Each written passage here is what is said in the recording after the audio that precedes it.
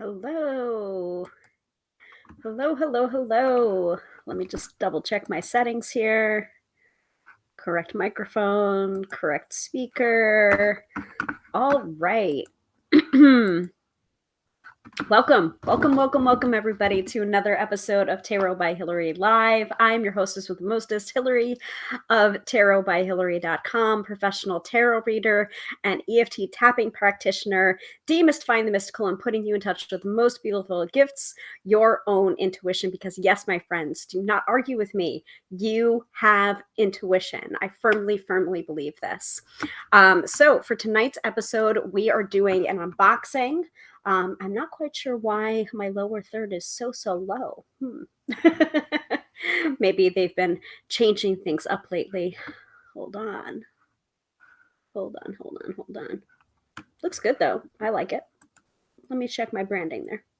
Yeah, everything looks good. Everything looks okay. All right. So hello, welcome to Sophia. Yeah, they definitely changed things. Let's see. Yeah, I've got the classic theme going on here. Interesting. Classic theme, classic logo, my regular background. Very interesting. All right. Well, Sophia is here. Hello, Sophia. Katie is here. Hello, Katie. Yeah, it's looking a little bit different. I'm not sure if I like it or not yet. All right. Well, we are doing an unboxing tonight. We're doing an unboxing of the Pulp Tarot by Todd Alcott. And as you can see, the cellophane is still around it, ready to go. So this is a true this is a true unboxing, first impression kind of unboxing. So, you're viewing it, I'm viewing it at the same time you're viewing it, and I'm giving my true first impressions on what the cards look like, what the card stock is, what the backs of the cards look like. So we're going to be doing that tonight. That is the main focus of tonight's episode. And Katie has done a little checky on our tech stuff with the tube of you, which is cool. And Sophia says, you have more willpower than me. LOL, I rip everything open. I've been trying, Sophia. I mean, I appreciate the credit, but I think you're giving me more credit than you should. Because normally, if I'm not doing an unboxing, then I have no willpower whatsoever. So let us get started with the intro video. Let me go ahead and upload that. Because it was taking a little while to download. Good, it did download though. Cool. All right, let me upload this, and then I'm going to run away while I let that run, and go get myself a soda. Otherwise, I might fall asleep before the live stream is even over. And no one wants that. No one wants that at all. Okay. And also I created a nice overlay with the agenda as well. So you'll see that after we come back from the intro video. So here you go. And I will be back in about 22 seconds. So stay tuned.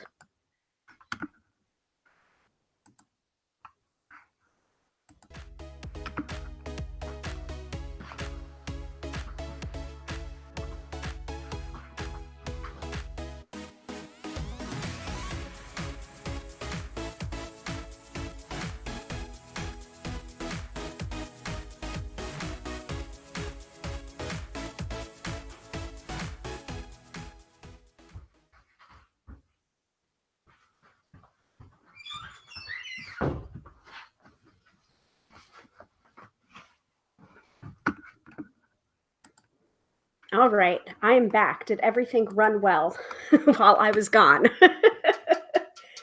Sounded good. Sounded good in my ears. Let me crack this open without hopefully spilling it everywhere.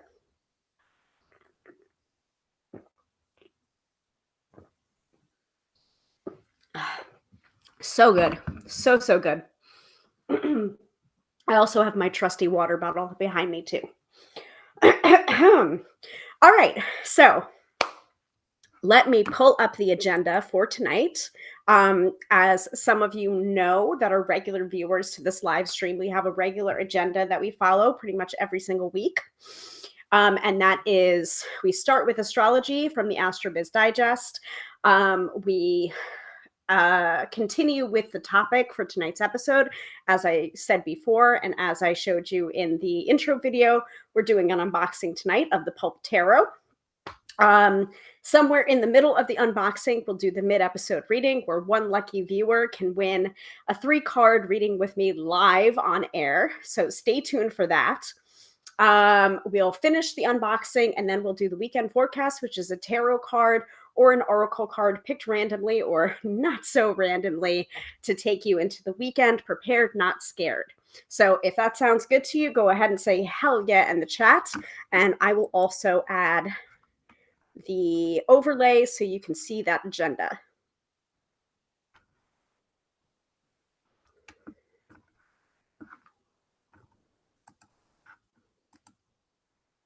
There we go. Yeah, my little overlay or my little placard looks a little bit high right now, but that's only so we can show the lower third comments. So you've got an exclamation point there from Sophia and a hell yeah question mark.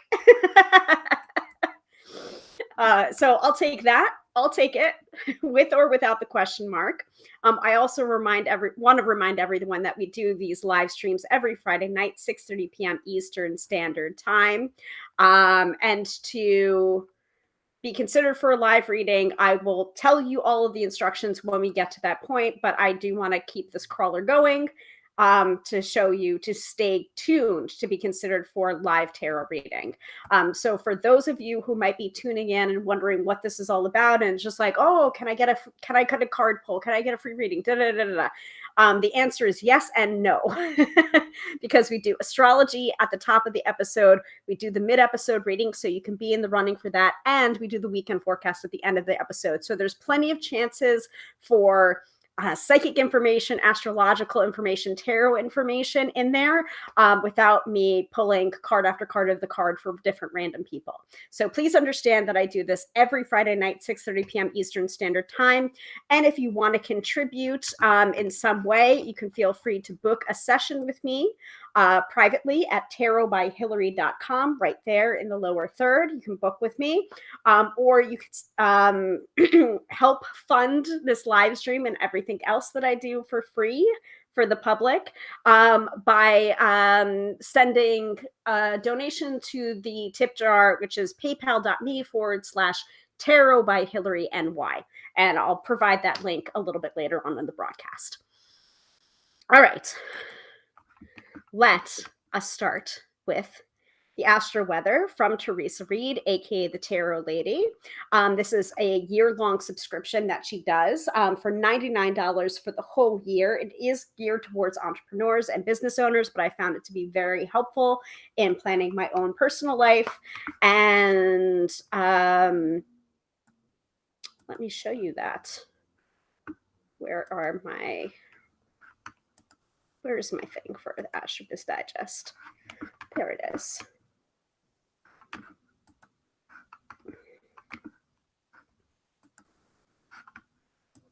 So let me show that in the stream.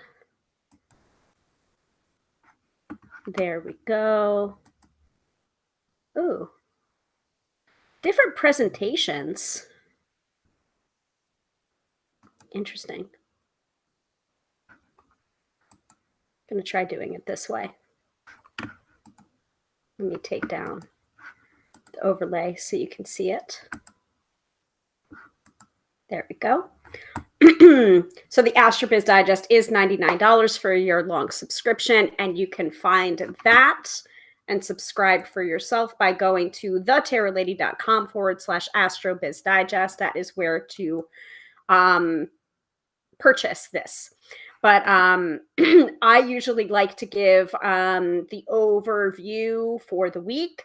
what transits are going on for the week, and then the nitty gritty for Friday, Saturday, and Sunday, because we don't want to give all of it away, because Teresa works hard and I want to be able to give her the support by shouting out her work and guiding you all to it if you want the whole enchilada of the AstroBiz Digest. All right, so let us start with, I'm going to switch this over. Interesting presentation views. Yeah, we can go with that. Sure, why not?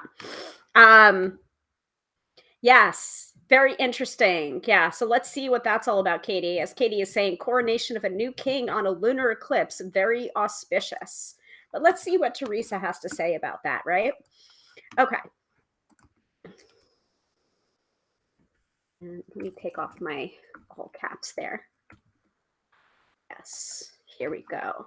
AstroBiz Digest weekly forecast from May 1st through the 7th. So we are still in Mercury retrograde, first and foremost.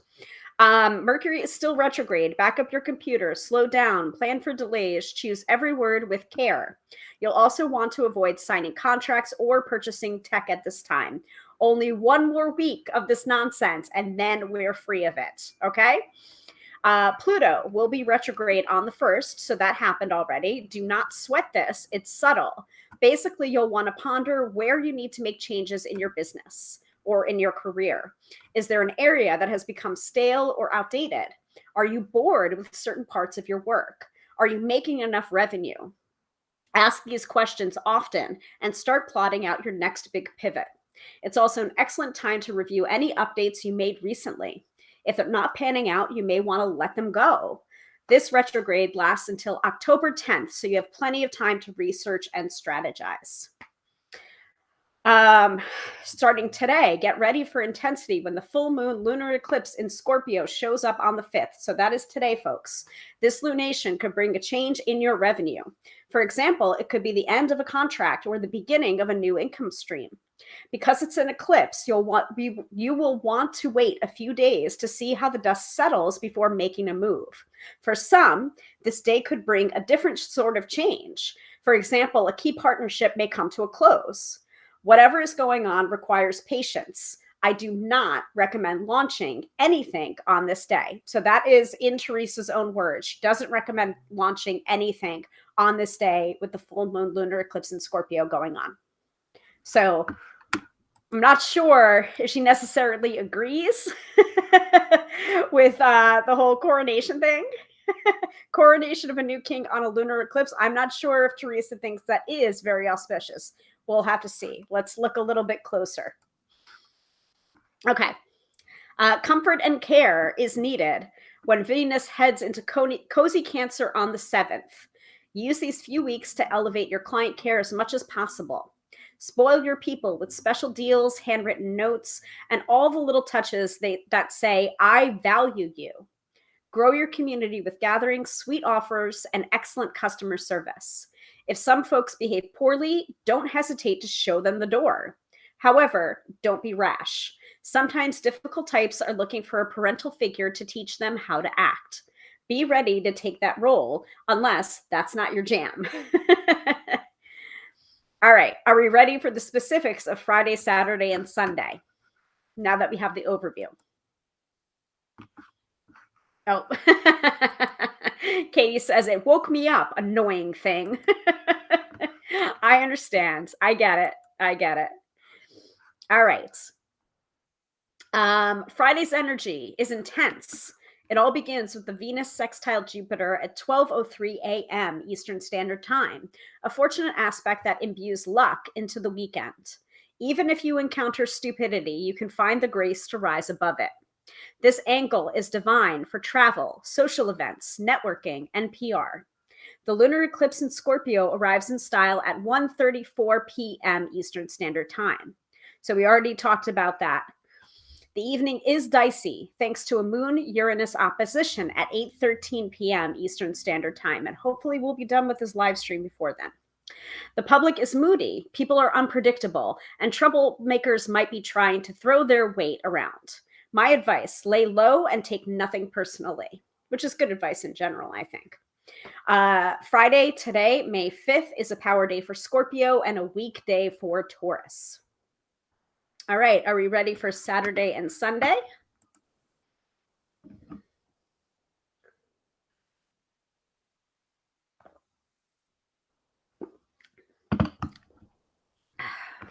I'm going to go ahead and hide this now.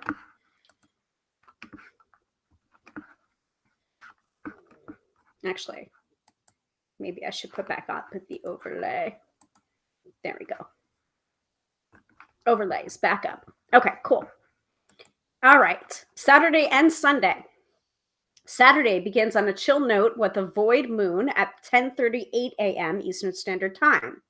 Use this morning to tie up loose business ends rather than start new things.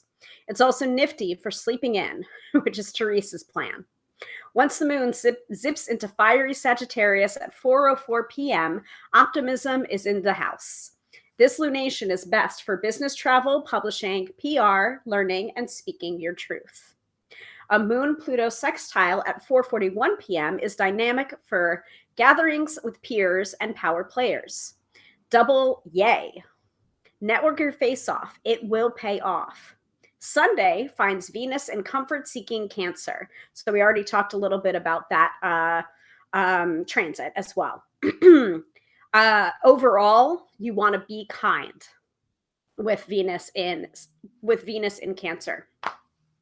The day is clear. If you're working, you'll want to focus on feel-good marketing. It's an excellent day for travel. So if you need to go anywhere, you're in luck. The Moon Chiron trine at 10:36 p.m. ends the week on a healing, happy note. Saturday is a power day for Scorpio and a weekday for Taurus. And Sunday is a power day for Sagittarius and a weekday for Gemini. So before we move into the unboxing of the Pulp Tarot, I want to open up the floor for whatever days were particularly hard for you this week or easy for you, or you kind of wanted to know what was going on with Tuesday or Wednesday, like something was weird or someone approached me in a strange way, or I just got a bad vibe or a good vibe. Let me know in the chat and I'll take a look for you in the AstroBiz Digest and see if there was an astrological reason why. So Dina is here. Hello, Dina. And Fran is here. If I sleep in 30 minutes, I'll be happy. I understand that. It may not seem like a lot, but 30 minutes could make all the difference sometimes, right?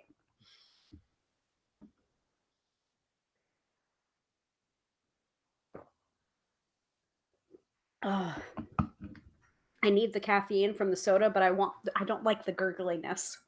Feeling very gurgly.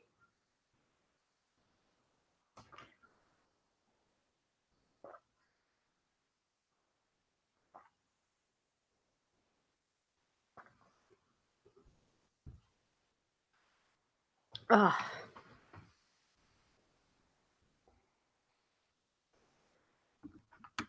I'll give you guys about a minute if you want me to consult the AstroBiz Digest for any other days this week before we move on to the unboxing. But I'm raring to go. And if you're also raring to go, just let me know in the chat. Mr. Tarot by Hilary, by the way, is watching old episodes of Law and Order in the other room.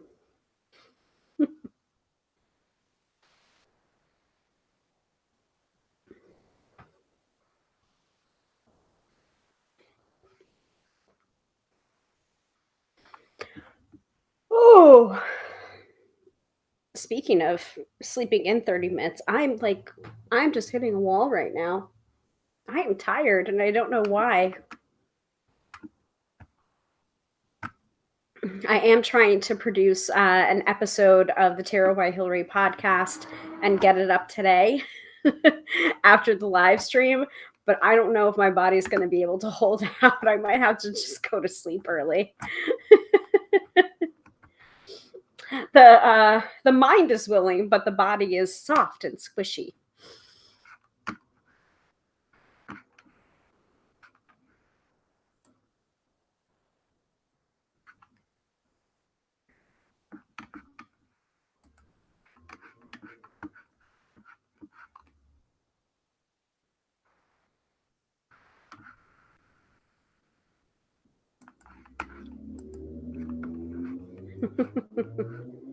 Yeah, I agree with you, Dina. The eclipse makes us tired, and Fran says, give your body what it needs. Gee, why does that sound familiar? Is that something that's advice that I would give to y'all, right? So I should probably take my own advice, right? All right. I'm not seeing any requests for any of the other days in the chat. Besides, eclipse related stuff like what Katie is saying. The eclipse definitely means that I'm taking it slow for that Saturday for this Saturday. I hear ya. I hear ya. Ooh, gurgly, burpy. All right. Let's start unboxing the Pulp Tarot, okay? Where did I put my scissors? Okay. I got my official embroidery scissors right here, which I don't use for embroidery. I use them for opening tarot decks. my pelican scissors here. So I've got my official scissors, and I have the Pulp Tarot. So this is the Pulp Tarot by Todd Alcott. It was a birthday present from my friend. And I believe she might have got it on Etsy, or at least that's where I looked it up and I saw it was being sold on Etsy. So it's very cool looking. Definitely has the feel of, pulp, pulp books, pulp writing. So here it is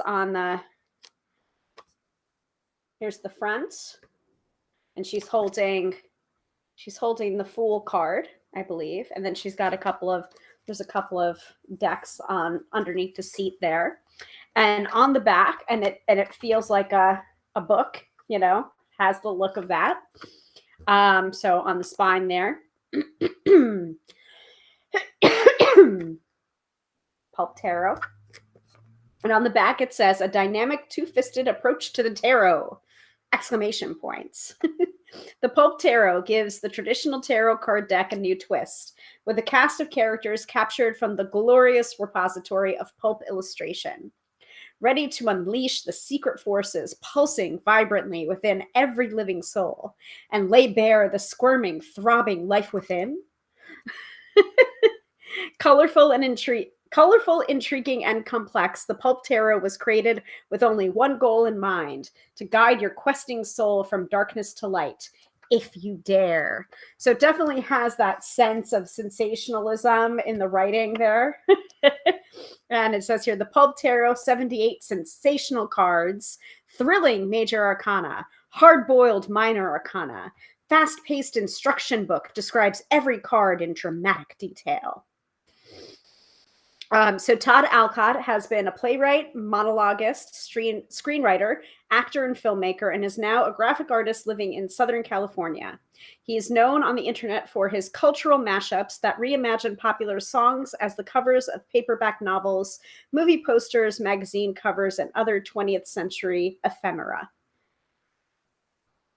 So, and you've got a little taste of the cards on the back here. So let's dive into it. Is everyone excited about this? I'm a little bit intrigued about this because it wasn't even on my radar at all. So this is kind of the reason why I no, you don't have to. Your deck is going to work just fine if you buy it for yourself. It's fine. But I do kind of enjoy getting gifts of tarot decks because it might not have been a tarot deck that I would have chose for myself, but I might end up really enjoying. For example, like the Housewives Tarot, I don't necessarily know if I would have bought it for myself, but somebody gifted it to me and I ended up loving it. Same thing with the Zombie Tarot. Again, and those are both produced by Quirk Chronicle. And they're both great decks. They do have a theme to them, but they work. They work as a tarot deck. So, sometimes people buy stuff for you and it ends up being even better than you imagined. So I'm hoping that this is the case for the Pulp Tarot. So let's dive into it. Using my patented technique to put the scissors pointy end away from the box so that I don't end up scratching the box.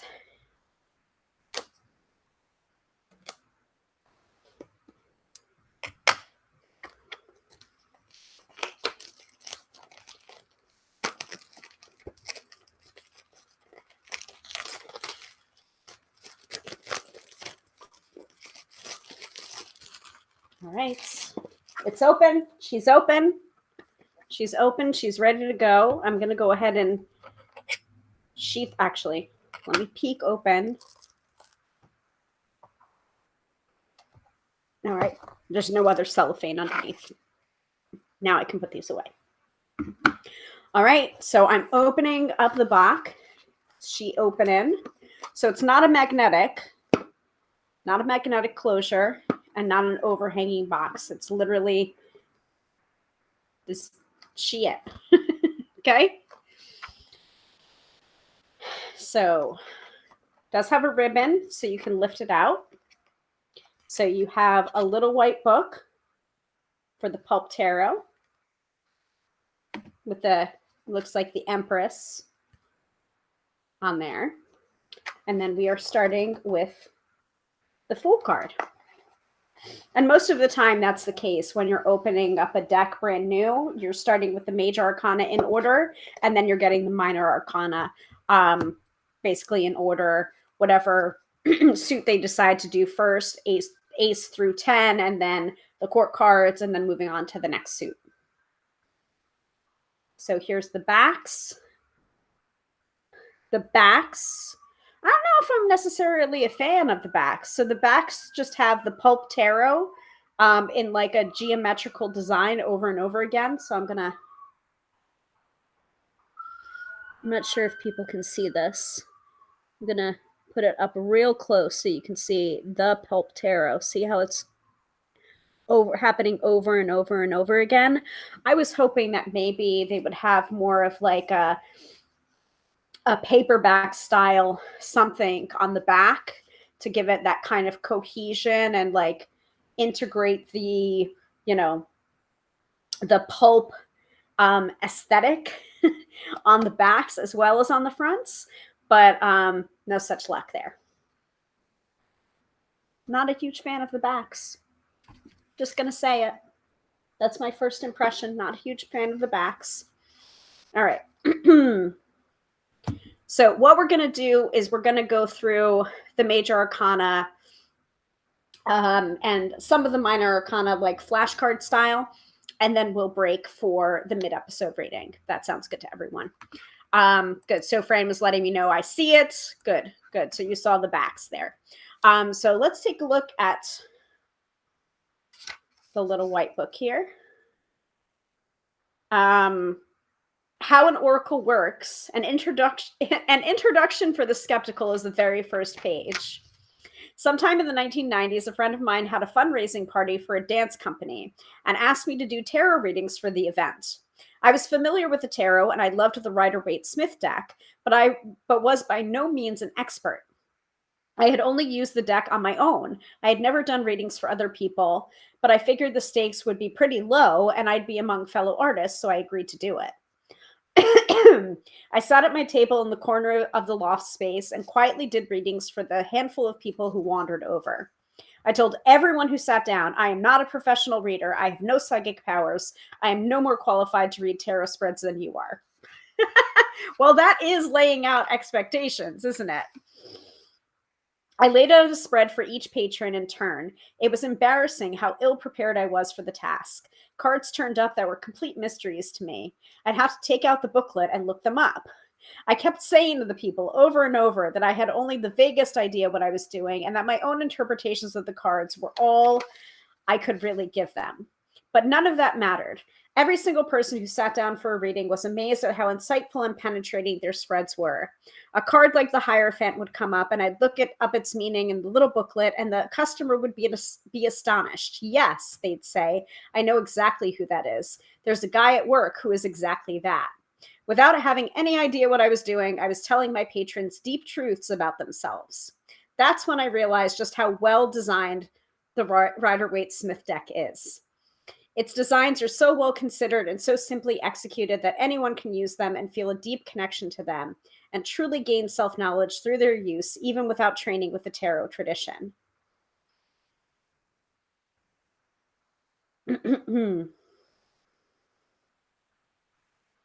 We consult an oracle when we're presented with a problem we cannot solve.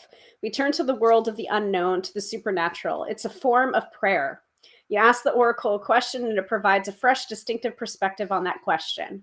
When you pray, you don't really expect an answer on the spot. You merely put your mind in a different framework, one that allows you to judge your troubles from a different vantage point, one rooted in tradition and the wisdom of the ages. Astrologists do not consult with the stars, they consult with a tradition. When you look up your horoscope, you join a tradition, a way of looking at life and the world that has been passed down generation upon generation.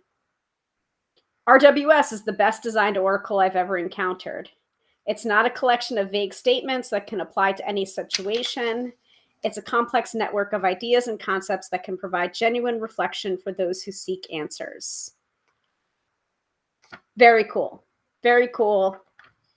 That surprises me that it's just like this little flimsy little white book, but it's holding real meaning here about their connection or the artist's connection with why they did this deck.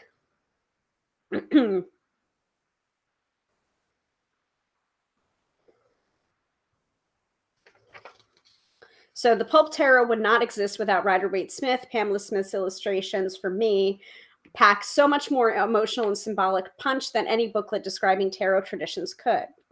The simple goal of the Pulp Tarot is to reframe the RWS for a more current time with illustrations that are a little bit more grounded, more practical perhaps, or more profane, more colloquial.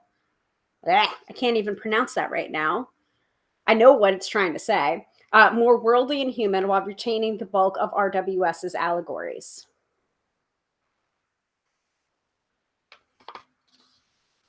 So it has meanings for each of the major arcana here and the little white book.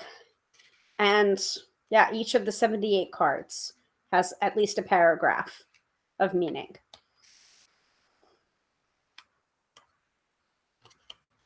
So. And then every one of the images in the Pulp Tarot is a collage of sorts, gleaned from hundreds of different sources and manipulated digitally in Photoshop. Most of the central figures on the various cards have been lifted from original pulp sources in my collection, magazines and novels and advertisements, along with the occasional movie poster or serious novel. Some figures have been cobbled together from multiple sources. The Two of Wands Gentleman Explorer, for instance, comes from 5 different sources. The head and trunk of the man came from a 1920s adventure magazine cover, his trousers from a different image, his boots from still another, and the tiny globe from yet another. His arms and hands are my own. A lot of the hands and arms in the deck are my own, like on the Six of Pentacles and Judgment. The goal for me is to assemble all these different elements, then futz with them until they look as if they have all been painted by the same hand. So if you are familiar with the Golden Tarot by Kat Black, the Golden Tarot has this look that is cobbled together from different paintings and different sourced paintings. So much in the same way that she did that for the Golden Tarot, Todd Alcott did that for this deck, the Pulp Tarot. Makes sense to everybody? Are we ready to take a look at the cards?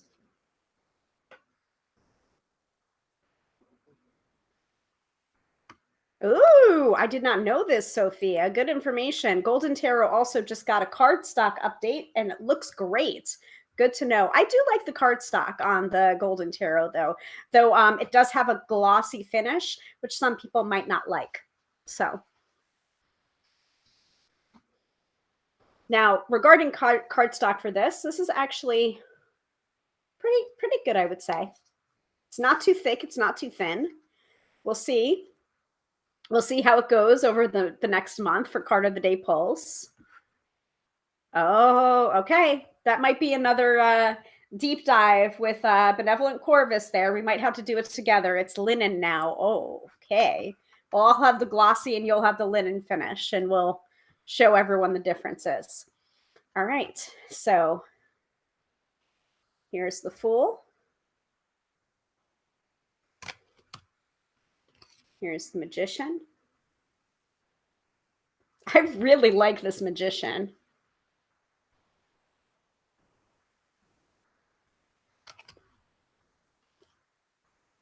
Here's the High Priestess.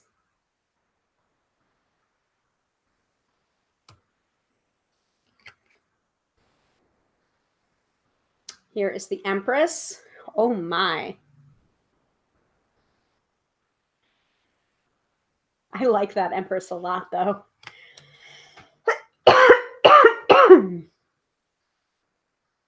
Here's the Emperor.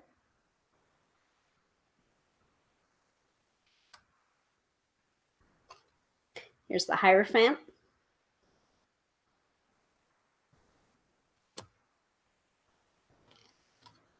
Here's the Lover's card.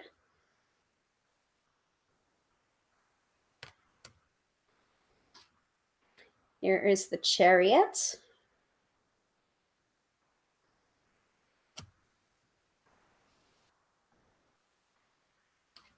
Here's the Strength.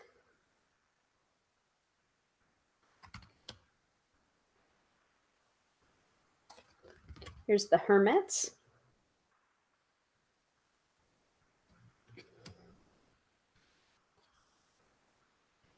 Here's the Wheel of Fortune.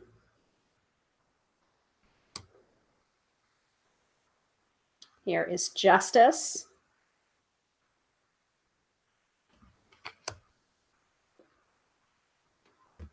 Here is the Hanged Man.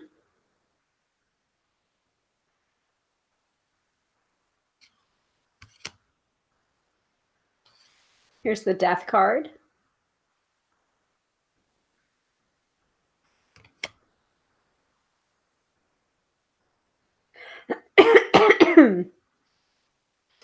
Here is the Temperance card. I kind of like this one. I don't know necessarily how I'm going to feel about this because it does have words on it for some of these cards. So the Temperance card here, it says, part man, part woman, all angel, 1 foot in the water, 1 foot on land. So I don't know how I feel about that or not. I kind of love it. I mean, it does fit the Pulp Tarot. It does fit the theme. But I don't know if it would necessarily get in the way or not of like doing your interpretation if it came up in a reading.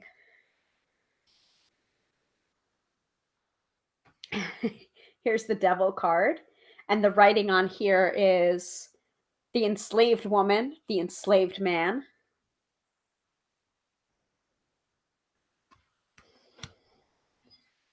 Let me know. Let me know what you're thinking in the chat. The Tower card.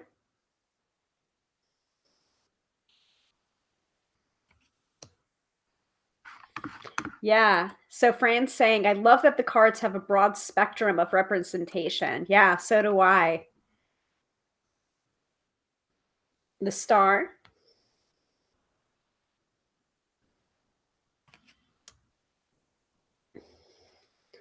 The Moon.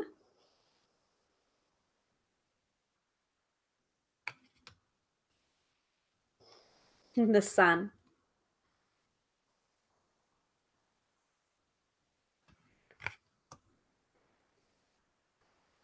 Judgment.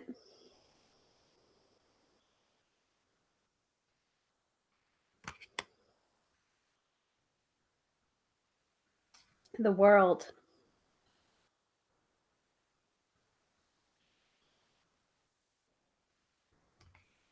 So that's it for the major arcana.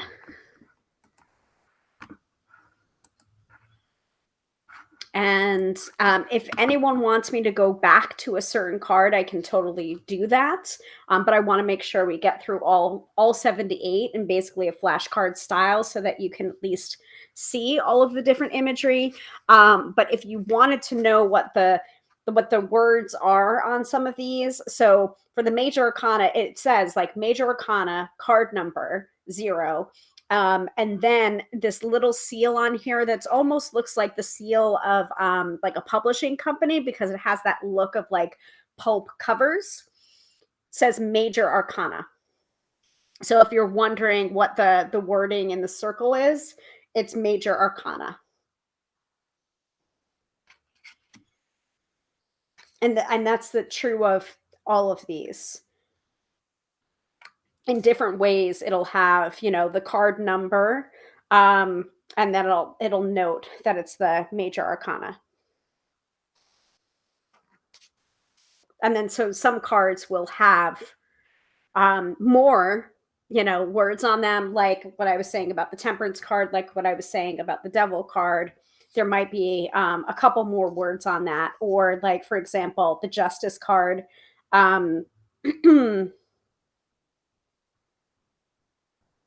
Ooh, tiny writing, very, very tiny writing on the bottom. It almost looks like, hold please.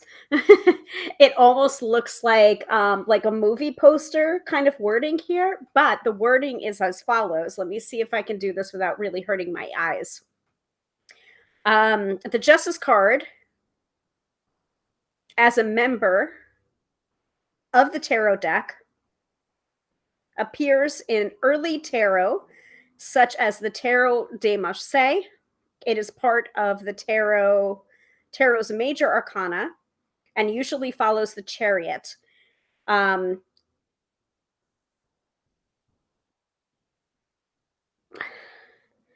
some decks vary from this pattern, the Virtue Justice accompanies two of the other cardinal virtues of the major arcana, temperance and strength.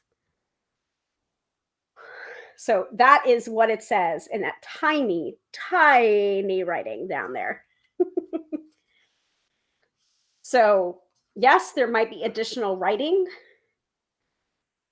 on here, but it is still in keeping with the theme. That's pretty cool, actually. Dina says, makes for thinking in creative ways. Yep. Mm-hmm. And Katie says, it's giving me a very 50s marketing feel. And yes, that Justice card hit of reminding me of Rosa Parks. Mm-hmm.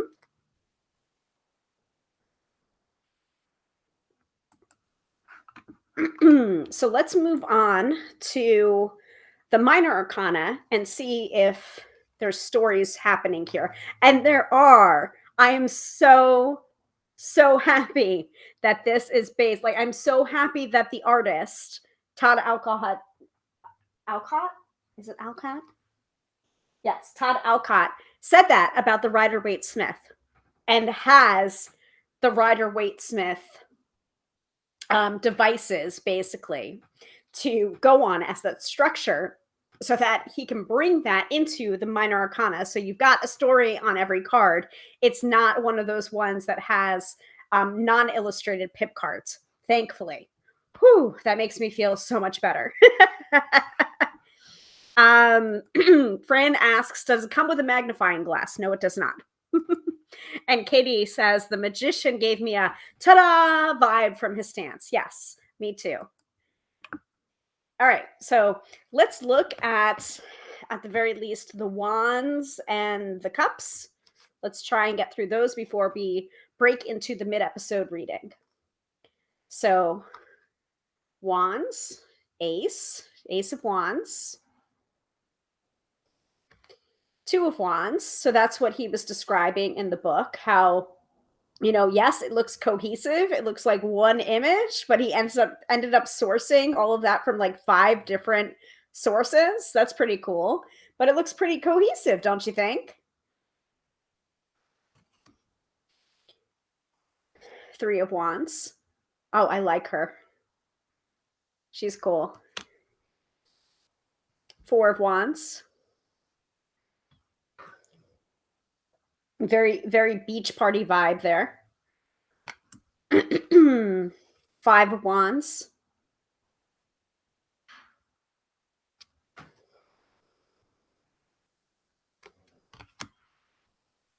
Six of Wands. Ticker tape parade. That's cool.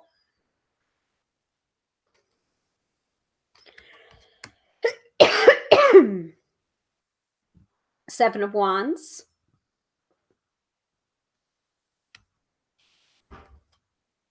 Eight of Wands.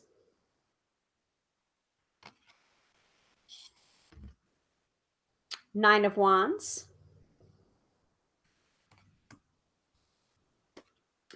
Ten of Wands.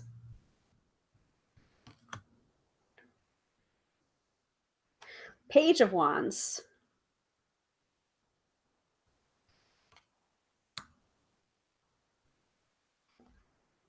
Knight of Wands.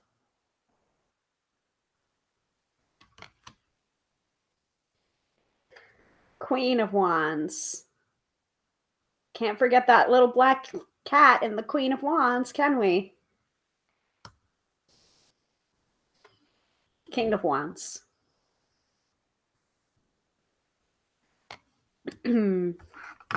Yes, I agree with you. The Five of Wands almost gave a West Side Story fight scene. Yeah. Yeah, I got that vibe too. This is pretty. Ace of Cups. Two of Cups.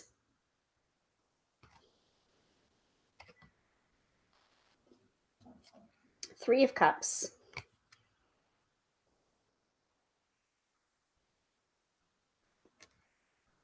Four of Cups. Five of Cups. Six of Cups. Seven of Cups.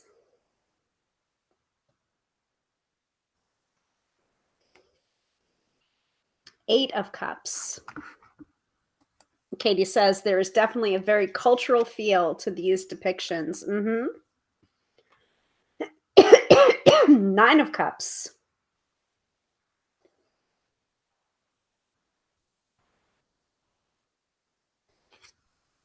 Ten of Cups. Are they at a bowling alley?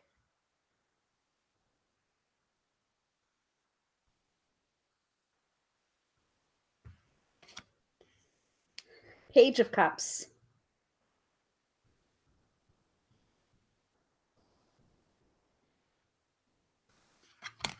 Knight of Cups.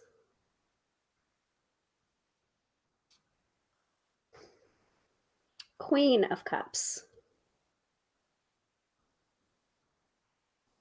And King of Cups.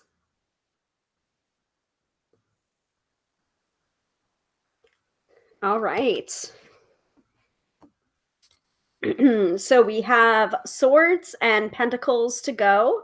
What is everyone feeling about this deck so far? I'm interested. I'm ready to dive into these. I'm ready to shuffle these up and get going starting tomorrow with a card of the day pulls from these. These are looking really, really cool.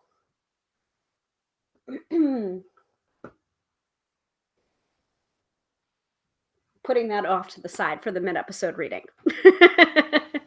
So, what are your thoughts so far on the unboxing of the Pulp Tarot before we move into the mid-episode reading?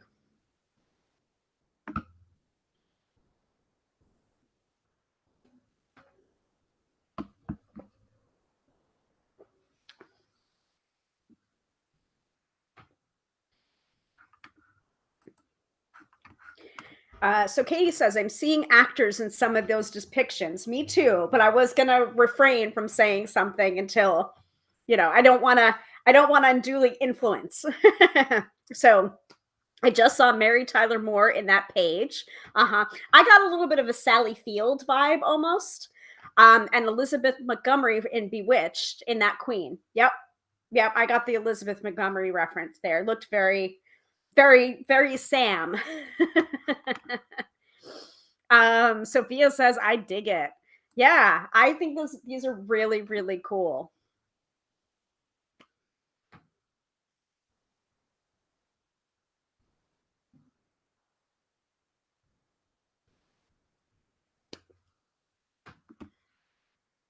All right, so I'm going to put the swords and the pentacles to the side while we do the mid-episode reading.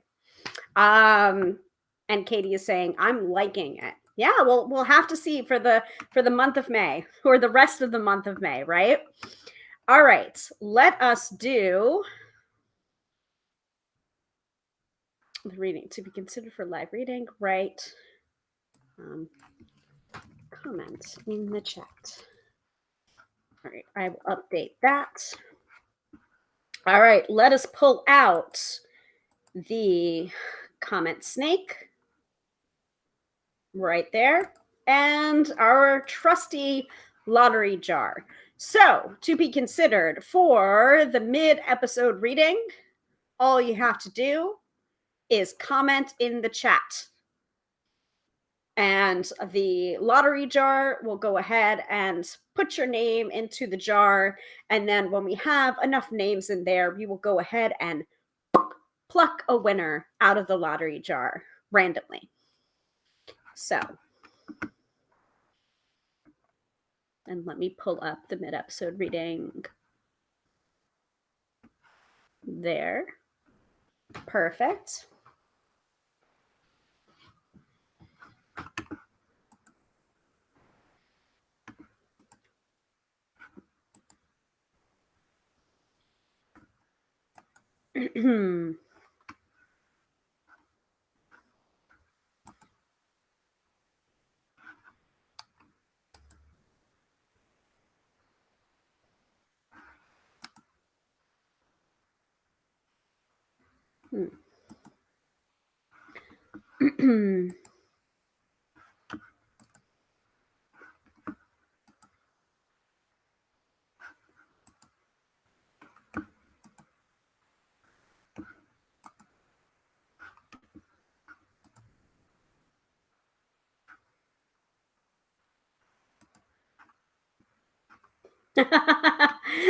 That's interesting. I like that. I wish I had a good pulp title to say.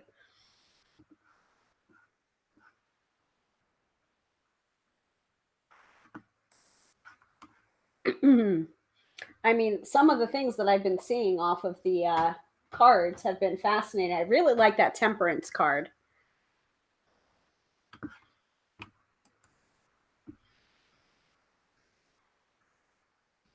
I'm trying to see if there's anything else that applies besides the devil card. So the devil card had the enslaved woman and the enslaved man. And then the temperance card I already read out loud.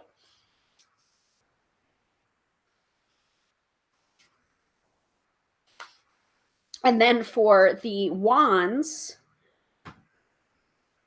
you have a little logo in the corner showing the wand suit. And then for the cups, you have the cup in the corner.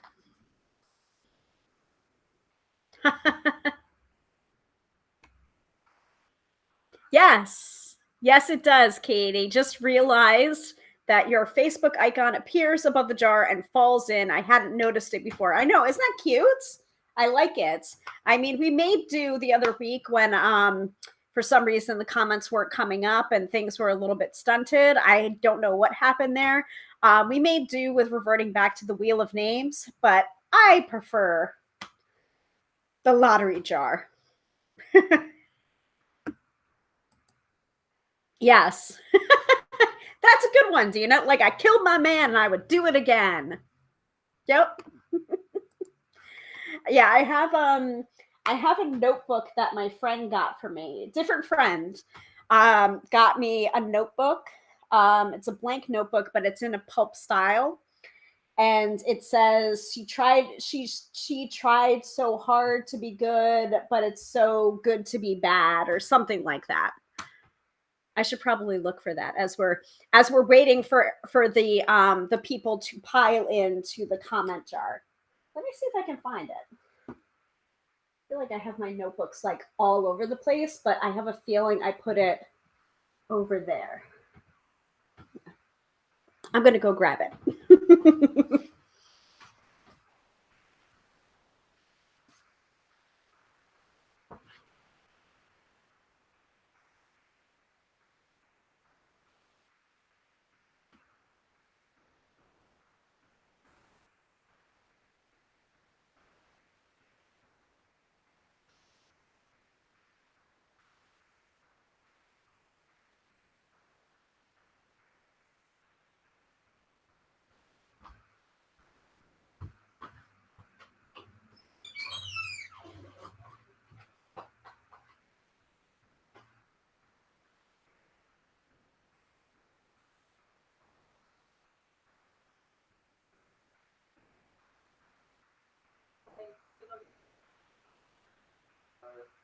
Got a couple guys who did not murder one, but they found out that it wasn't them.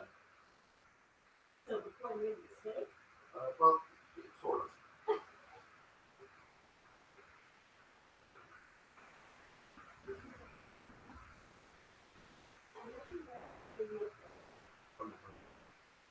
One of my memory notebooks. The one that looks like a pulp cover. Goes along with my new tarot deck.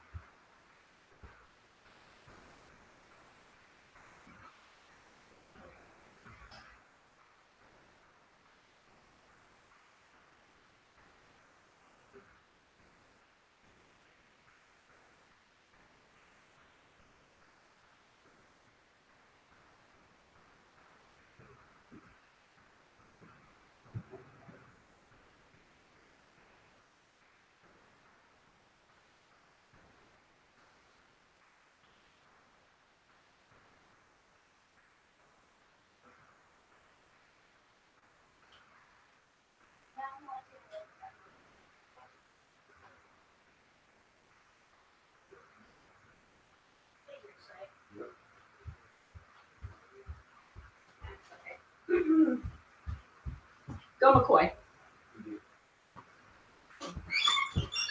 All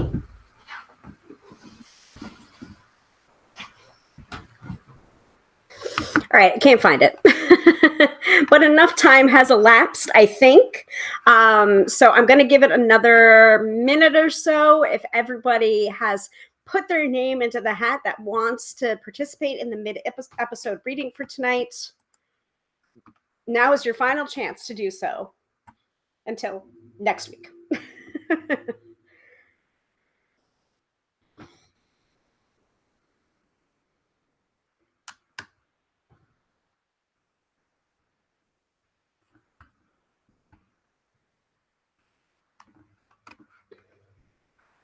All right, are we ready? Oh, Veronica's here. Good. You gotta try, right? All right, anybody else? Anybody else? We'll give you another 5 seconds. 5, 4, 3, 2, 1. All right. Let's go ahead and pull. Let's get a winner. Winner, winner, chicken dinner. Katie, you have won the mid-episode reading.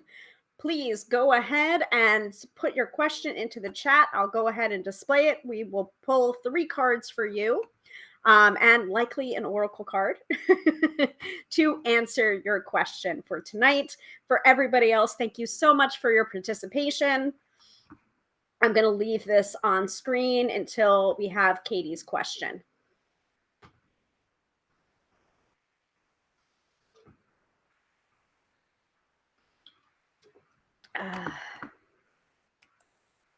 So, Fran's saying, yay, Katie. Sophia saying, yay, Katie. And I'm going to go ahead and take that down.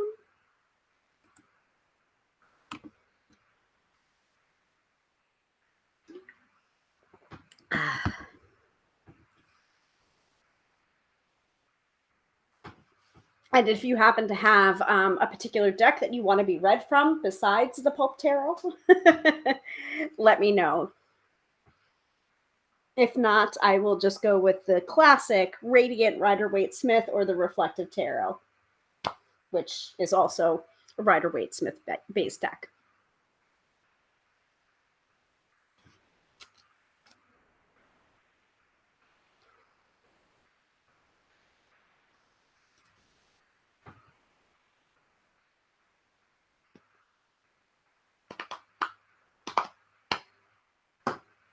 Most likely this and this. These two.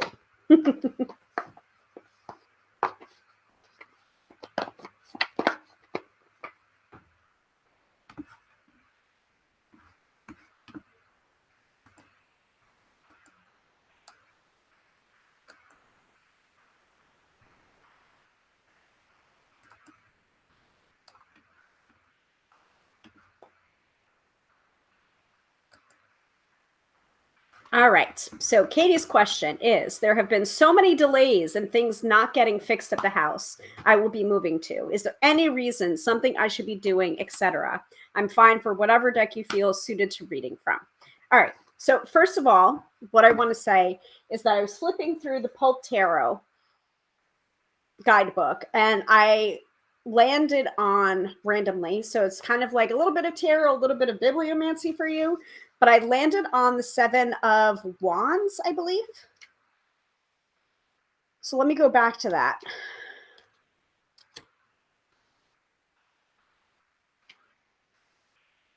Yes, I landed on the Seven of Wands. So I feel like this is part of your reading. So I'm going to go ahead and just tell you.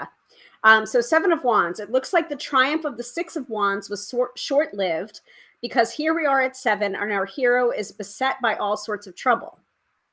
Will he persevere against the forces that try to defeat him, or will he succumb? A young lady clings to him for protection.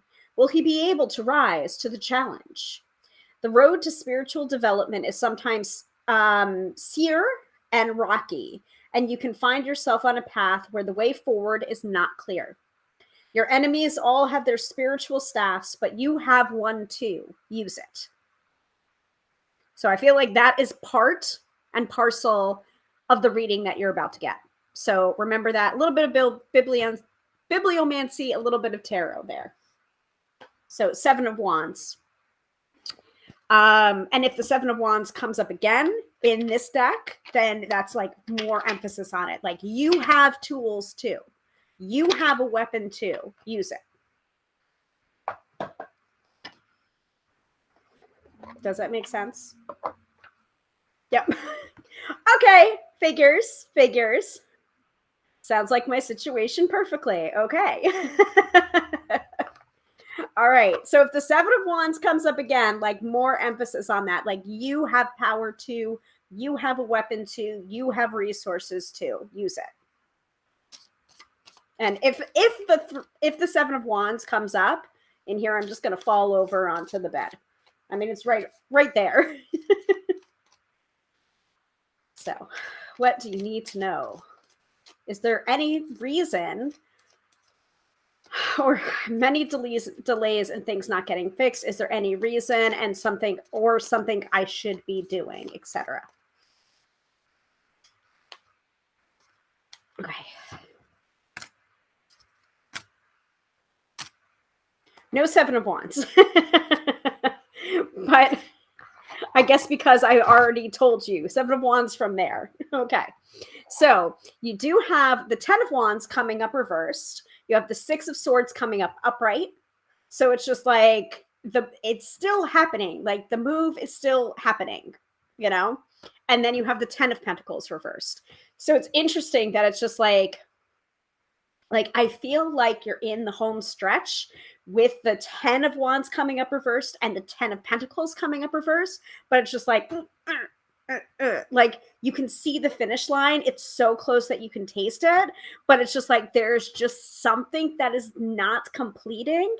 And I don't necessarily know if you're the barrier to that situation. And I think that's what's making it the most frustrating, because it's just like it's out of your hands. I don't think there's necessarily anything that you can do to alleviate the situation, because you're saying, is there something I should be doing that I'm not doing already? And I think that's the really frustrating part about it. It's just like, you already kind of know the answer to the question. And the answer is, it's just like, you've done everything that you can do. The only thing that you can do is to let go. And that's the hard part, because it's just like, it's so much easier to be in motion. It's so much easier to be doing something rather than doing nothing. But it's just like, but there's nothing that can be really done by you right now. Like, the ball is in the other court, and you can lob it, you can remind, you can cajole, but it's just like, there's nothing necessarily you can do to complete. Does that make sense? And I'm getting this like very whole message here. You know, it's just like, it's not necessarily the 10 of Wands reversed. The 6 of Swords is saying this. The 10 of Pentacles reversed is saying this. It's just like all of it together. It's just like, you've done everything that you can do, you know? And it's just like this big kind of cosmic joke in a way, about you surrendering to the situation. So I'm just going to show you all 3 cards.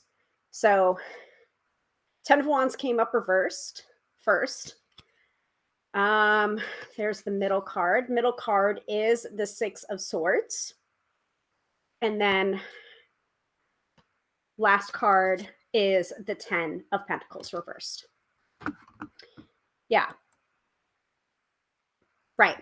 An example of me trying to do something. I will be sitting at the house tomorrow whilst it is raining to try and find a leak so it can be fixed, because no one can work out where it is coming from. Right.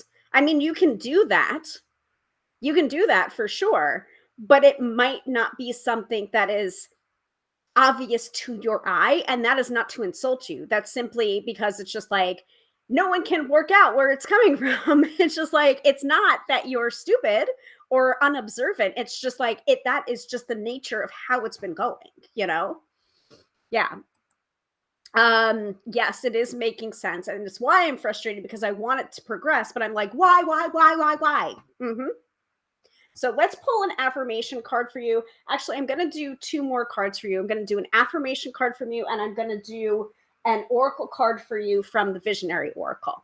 Because it's just like, the tarot's like told you, you know, and it is this kind of like surrendered kind of action that you're taking. So it's just like, it feels like you're doing nothing, but it's actually doing something by you actively surrendering.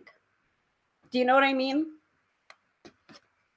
Which sounds really glib, because obviously I'm not in your situation, but at the same time, it's just like, you know what I mean. All right. So I'm going to do an affirmation card first from the Spirit Junkie. So thank you, Tarot. And if any other readers that are watching right now want to pull a couple of cards for Katie as well, feel free to pull a couple of cards for Katie.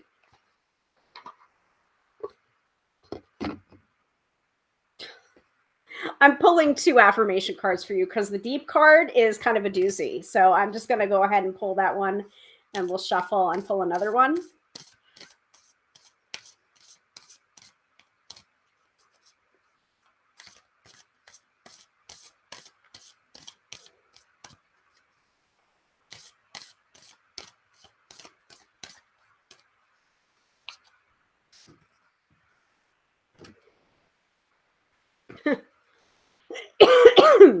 All right. I don't think you're going to like either of these. I think you're really not going to like the deep card one, but it's just like, I feel like that's like the affirmation to go with, though. So the deep card is saying, I release my need to be right. I am defenseless and at peace. So that, to me, is like a little bit about the surrender that I was just talking about. So that's the deep card. So that's an affirmation that you can use. I release the need to be right. I am defenseless and at peace. And then the other card is my genuine desire to serve clears the path for me to step into my purpose. My genuine desire to serve clears the path for me to step into my purpose.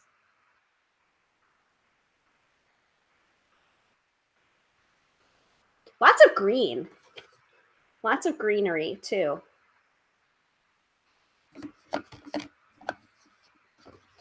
So those are the affirmations. And I swear, I'm pretty sure the Visionary Oracle has like a card that says surrender. So if that comes up, that's just like whammy over the head. I'm not going to pull it deliberately, Lo.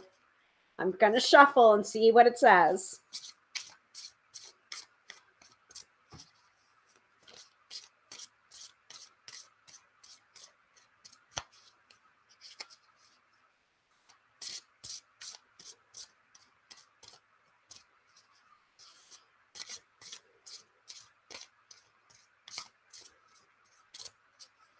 What does Katie need to do right now?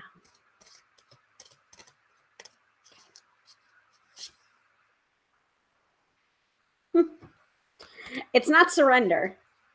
It's not surrender. So the card that you're getting is self-care. So it's just like, you got to be a little bit more compassionate towards yourself. Okay. Yes, exactly. Katie says, LOL, your cards come for me like they come for you. That is correct. That is correct. So you're getting the self-care card. Again, a lot of green. A lot of green there. So this is self-care. Number 30. Self-care. We all know that we need to practice self-care, but it's often treated like the cure to the stress we're already buried under, rather than the foundation we build our lives on top of. What was that you were just saying about your cards come for me like they come for you? Ouch. Taking a bath when you're already exhausted is not the same as always nurturing yourself and your soul so you never burn out in the first place. Self-care is not something that you have to earn. Put yourself first, take a nap, fill your own cup, make it a daily practice. Ouch. Owie, owie, owie, owie. We usually reserve the cards coming for us toward the end, toward the weekend forecast, but like they're coming already. They're coming. So, Katie, I hope this helped. If anyone is also a reader and wanted to offer any cards, any interpretations to Katie, please go ahead and do so in the chat. Legitimate people, not people saying, I am guided to you. I sense that you need a reading. Like, don't do that shit in my live stream, please and thank you. Katie says, there is lots of greenery at the house. It's one of the reasons I want to move there. Well, shit. Yes. And Dina is saying, green is Venus color and Friday is Venus day. Mm-hmm. And Sophia is being jokey McJokerstein right now and saying, Madame, I employ you. Madam, I employ you. Yes. Katie says, ouch. Yes, I needed a strong message, so I'm fine for them coming for me. It cools my frustration. Good. Yes. And Dina's saying Venus is about attracting. So yeah, Katie, I would recommend doing some self-care and also maybe doing some tapping and attracting and magnetizing, magnetizing and manifesting a good outcome for everyone. Manifesting clarity as well as to where the leak is. Maybe doing some surrogate tapping for the people that are trying to locate the leak. So it's not about you trying to figure it out or find it for yourself. So you can find that also online. You can look on YouTube. I know that Tap with Brad did a surrogate tapping, which I thought was very interesting. I think it was more like physical pain healing based, but that's not to say that you can't modify it for clarity for somebody else. So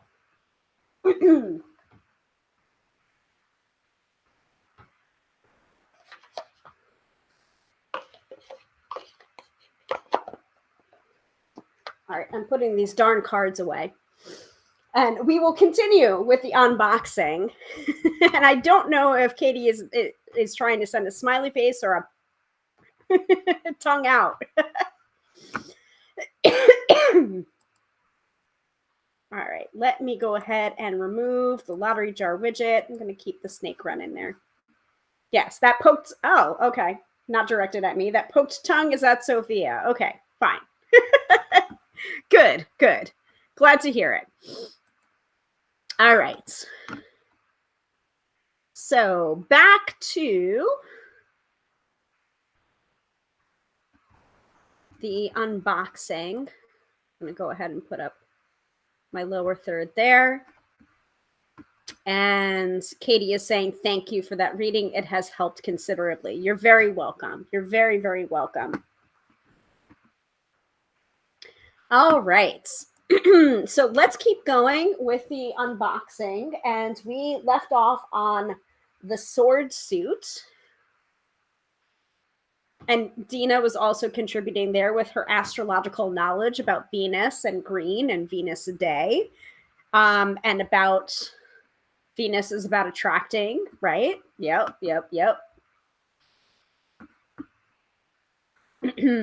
All right. So we are on to the sword suit. So, Ace of Swords. 2 of Swords.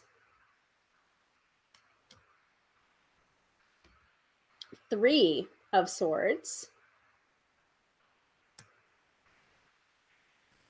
4 of Swords.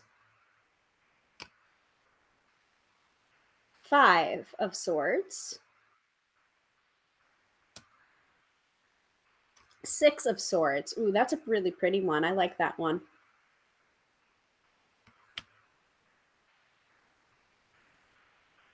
7 of Swords.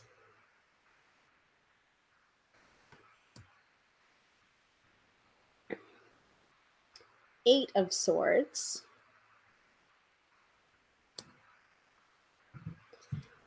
9 of Swords. 10 of Swords.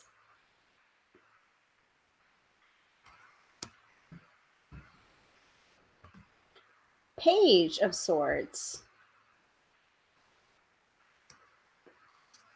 Knight of Swords.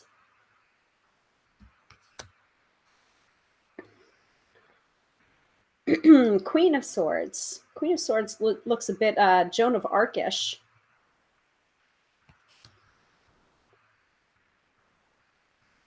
King of Swords. Now Pentacles, the final suit. Ace of Pentacles.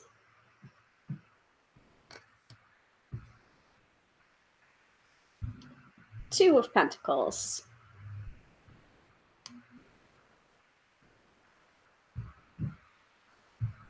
Three of Pentacles.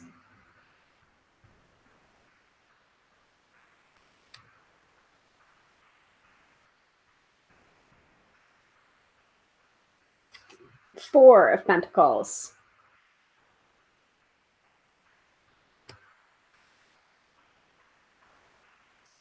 Five of Pentacles.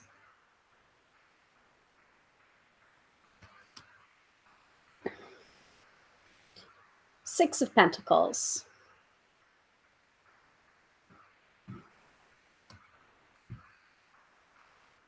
Seven of Pentacles.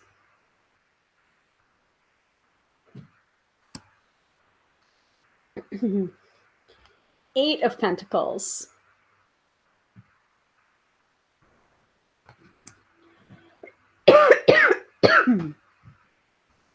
Nine of Pentacles.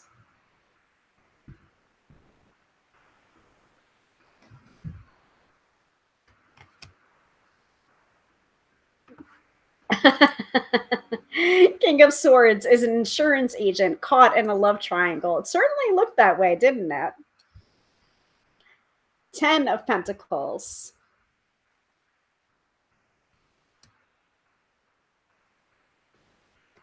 Page of Pentacles.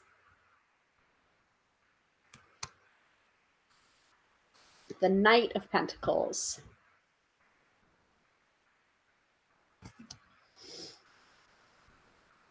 The Queen of Pentacles. And the King of Pentacles.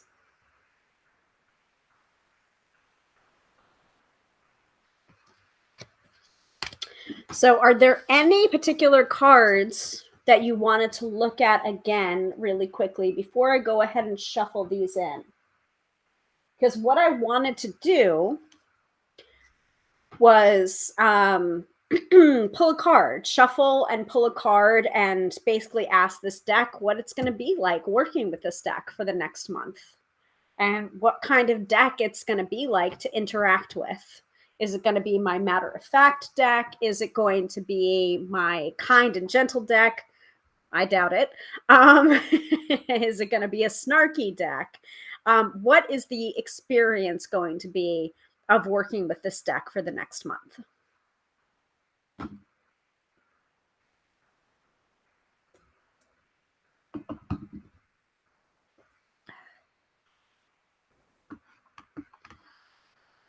So let me know if there's any particular card you wanted to look at again before I go ahead and shuffle these babies up.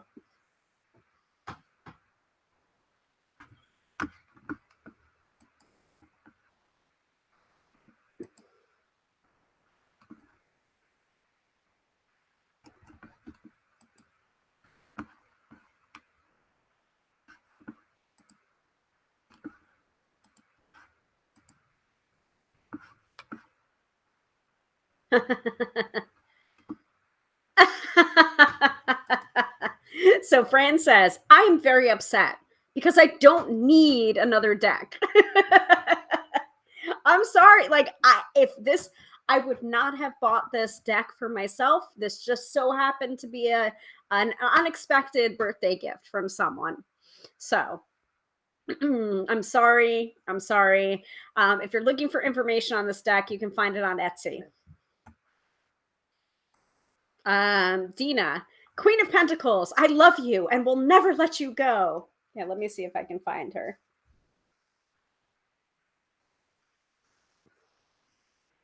Yes. I love you. I love you and will never let you go.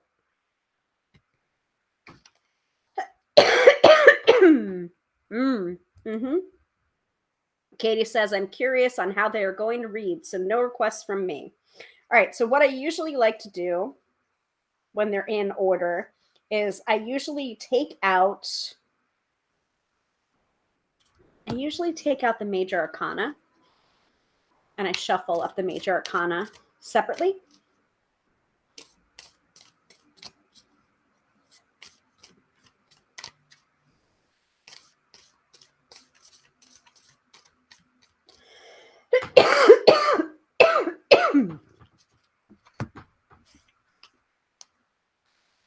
And now I'm going to take the rest of the deck and start shuffling it up.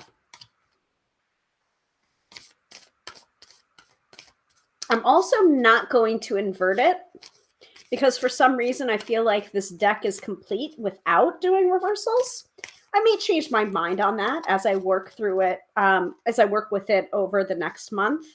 But for now, I'm not going to introduce reversals into the mix quite yet.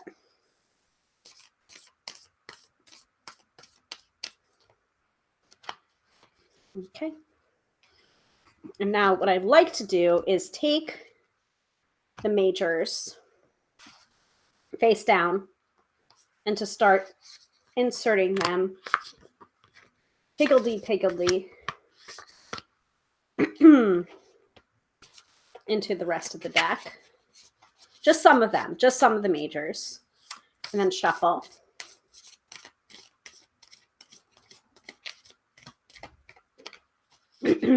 And then do it again.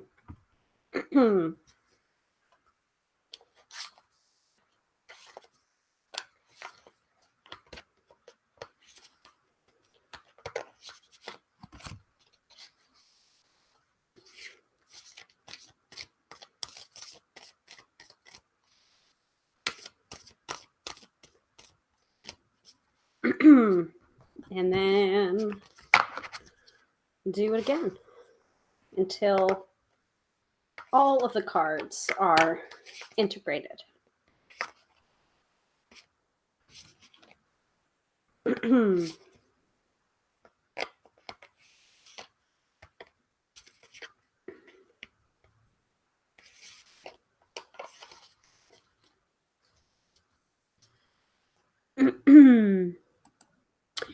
Dina says, I've been using the Mystic Monday app for card of the day. I love that deck. The Mystic Monday Tarot is a beautiful deck. I personally don't have any apps for for tarot cards, only because I like the I like the tangibility of a deck. But if I'm in a pinch, I usually use the Serenu website to pull tarot cards randomly, or I pull from the tarot deck of my mind as well.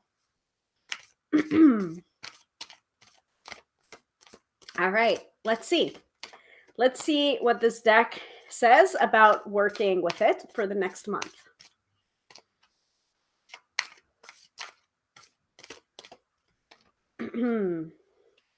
Are we ready?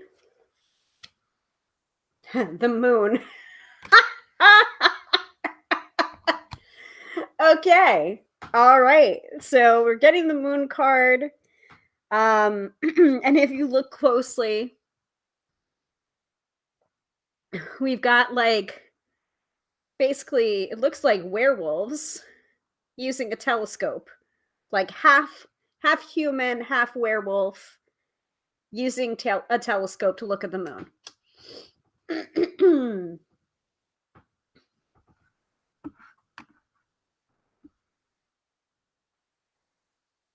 Oh, I'm fine, Katie. Katie's inquiring about my cough. I've been talking a lot over the last week, so that's the reason why it's a little bit bad. Also, for some reason the heat is coming up in our apartment, so it's just very dry with the change of season. But I'm fine. I'm fine, and I'm going to have a restful Saturday with my coven. So don't you worry about me. I am taking care of myself. All right. So let's see what the little white book says about the moon card.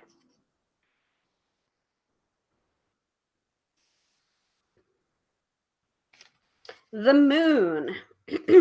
Two wolves howl at the enormous moon as a lobster emerges from a nearby pond to see what all the commotion is about. The lobster, it is important to note, is a bottom dweller. As water represents consciousness, we could say the story of this card is that the moon, a symbol of intuition, has lured a bottom dwelling thought out of the pond of the subconscious.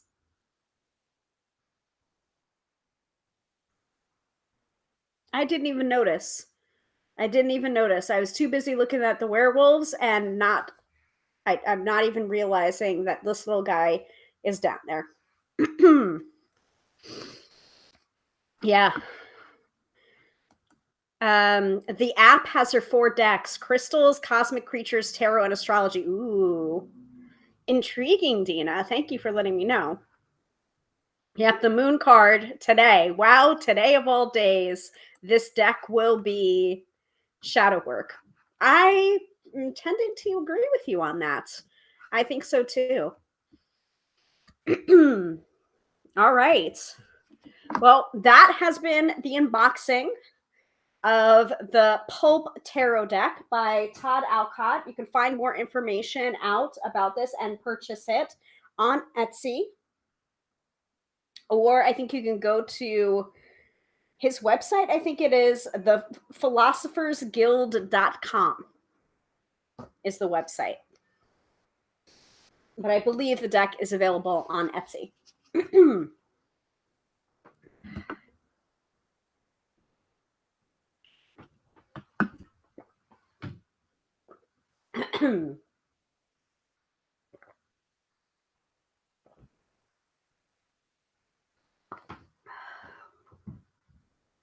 No, I may be getting allergies too. All right. So Katie is saying, yes, I agree with that shadow work thought, Dina. Mm-hmm. Mm-hmm. All right. Are we ready for the weekend forecast? Do we want to pull another card from the Pulp Tarot to do the weekend forecast, or do we want to do an oracle card?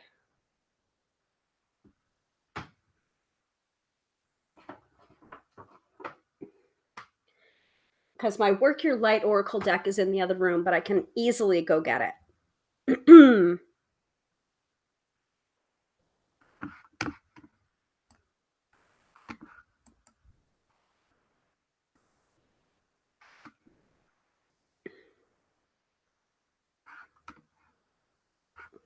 Oh, that reminds me, I have to do my my Duolingo tonight too.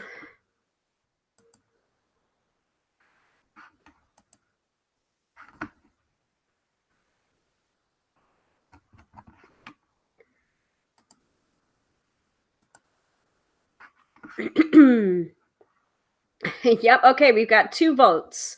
Sophia says Pulp Tarot, and Fran says just use the Pulp Tarot. It's handy. Okay. All right. Sounds good to me. But you asked for it.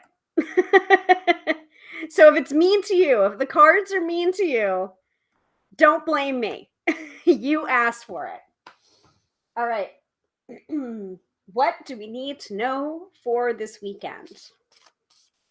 Besides the astrology that we already got from Therese Reed's wonderful AstroBiz Digest, besides the fact that we know it's eclipse season and the moon's doing funky things too, what can the Pulp Tarot tell us about this weekend?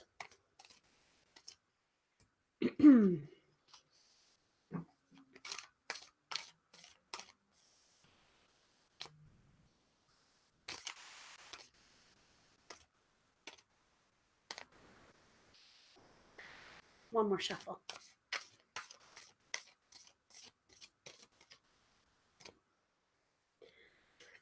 Nine of Cups. So I'm not sure, but was this the Elizabeth Montgomery lookalike there?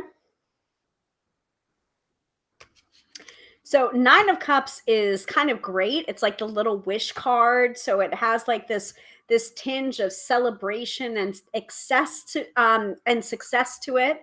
It also can be about excess as well. Like if you notice, that's a lot of cups. That's a lot of drinks there. Just saying. So the Pulp Tarot says, whatever the journeyer was searching for in the 8 of Cups has apparently been found, and emotional equilibrium has been restored. In fact, she's doing pretty good right now. She's at the tail end of what seems to have been a very successful office party, one perhaps celebrating her promotion. She's attained control over her emotions and is ready to have some serious fun.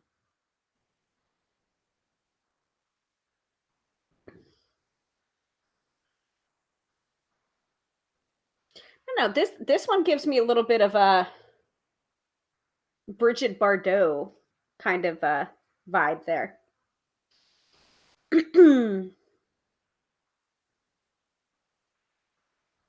Oh, was it the Queen of Wands that looked like Elizabeth Montgomery? That would make more sense. So, yep, that's the 9 of Cups. It has like that feel good energy to it. It has that energy of celebration. And Dina's making pulp stories for all of these. In fact, I think that would be a really great exercise if you happen to pick up the Pulp Tarot, if you happen to be inspired.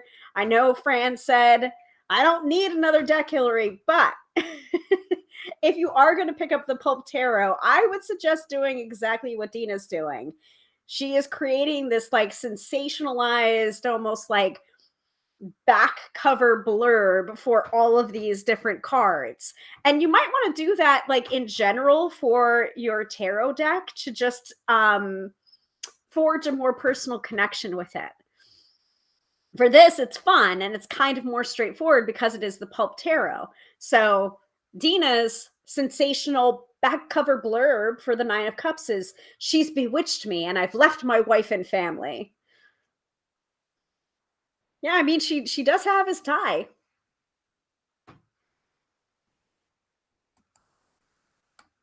So Katie is saying, I'm seeing Friday night after work party.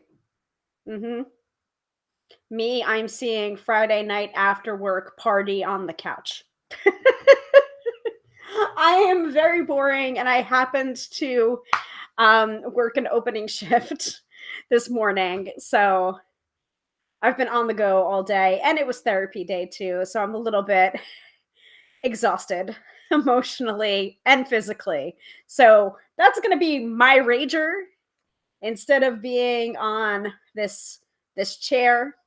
I am probably going to stretch out on the couch, probably not even have an alcoholic drink because I just would end up like drinking a quarter of it and falling asleep. But this is the energy of the weekend forecast. So it's not just Friday night, it is for the weekend. So enjoy whatever celebrations you're having. Remember that the Nine of Cups can be a little bit of that, like a little star card, you know, a little wishes come true card. So keep that in mind for whatever you're doing this weekend. And also, if you're working on your manifestations, this might be a great weekend to do that work because you've got the Nine of Cups on your side. All right, I think that's it. I'm going to go and rest my voice because I know it was probably not fun to hear me cough or clear my throat the entire episode. So I'm going to go and take care of myself. Dina is saying, well, thank you for a great live show. Oh yeah, and also yesterday I recorded the podcast episode, and that's about 45 minutes in length. So that might also be the reason why my voice is a little bit so. Thank you all so much for watching and attending. I appreciate it so much. I would not be doing this for the past 3.5 years, going on 4 years in August, without a dedicated crew of people showing up each week to these lives. Katie says, thank you and have a wonderful weekend, everyone. You're most welcome, Katie. And just to remind everybody, I do this every Friday night, 6:30 p.m. Eastern Standard Time, within reason. Sometimes I have to take a few weeks off because I'm just so tired. But most of the time, we do this every Friday night, 6:30 p.m. Eastern Standard Time on the Book of Face and the Tube of You. Now, if you're looking to book a reading for me, with me, or a tarot session or a tapping session, you can do so. You can book at tarotbyhilary.com. Until then, I am Hilary, professional tarot reader and EFT tapping practitioner, demystifying the mystical and putting you in touch with the most beautiful of gifts, your own intuition. Because yes, my friends, do not argue with me. You have intuition. Have a wonderful night, wonderful weekend to you, and see you again next week, Friday, 6:30 p.m. Eastern Standard Time. Bye.